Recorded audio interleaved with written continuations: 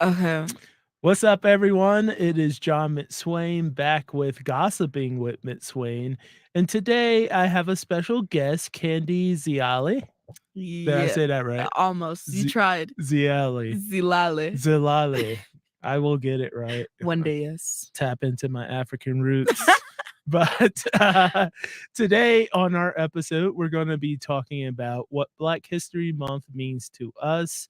For me personally, I think it means that we get to celebrate and honor the people before us who paved the way to allow us to have our free speech, or and activate our agency, use our agency, and plus, there's no more segregation, so we don't have to eat in certain places or sit on certain places on the bus or something like that. So for me, of course, it just means a lot more freedom and choices that I get to make and have the opportunities that wasn't available for my parents and my grandparents at one point. What does it mean to you, Candy? Well, I'm not African American. I'm actually just completely African. So my parents had immigrated here, but I really do appreciate Black History Month and just like Black history in general in America because it's like either way, I'm still Black. And I feel like without these people paving the way, my parents probably wouldn't have even had the chance to like immigrate to a country like the US. Like, one of my favorite people in Black history is probably Ruby Bridges. I actually won a writing contest once. I think I was in, like, 3rd or 4th grade. Um, and the book fair was like, "Oh, you won this writing contest, like, pick any book you want." And there was a book called Ruby, and I was like, "Oh, that's cute, like, let me check this out." Like, I didn't read, like, anything, and I remember the picture was just, like, this little black girl in black and white, so I was like, "Oh, okay, like, that's cute."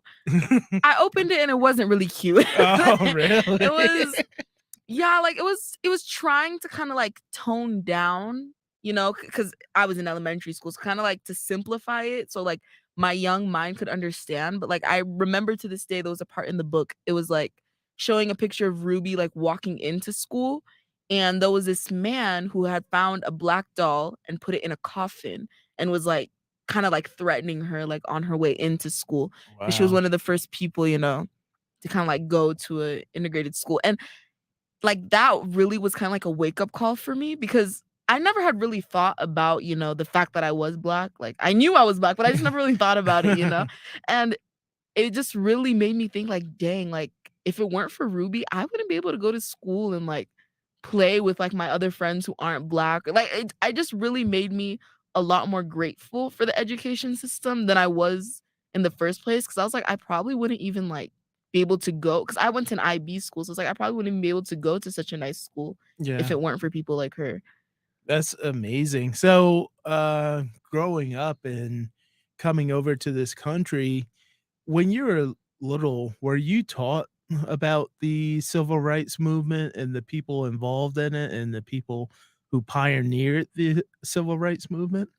Yeah, so because my parents came over to the US when I was 5 months, so growing up, most of the Black history that I did learn was kind of about, like, this is embarrassing. How did I forget Dr. King's name? But it was a lot about, like, Martin Luther King, Rosa Parks, but it was actually my dad who did most of the teaching of that kind of stuff to me. So, like, that's when I noticed, like, because I went to school down south, like, in Texas, and we never really talked about it as much, like, it was kinda, like, brushed over, like, "Oh, yeah," and there was racism. Anyway, like, back to our regularly scheduled Wow. program, like, we never really went deep into it, but I feel like my dad is, like, he loves history, stuff like that, so he really was, like, buying movies left and right about just, like, stuff like that. That's terrible. Shouts out to dad. Sounds like you're hero for me, and as well as Harriet Tubman. She was Mhm.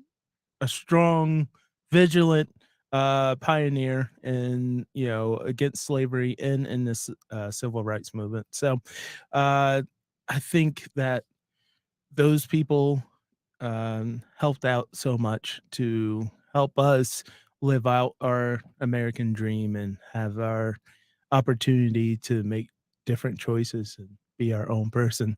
So, I'd like to thank you guys for listening and tuning in.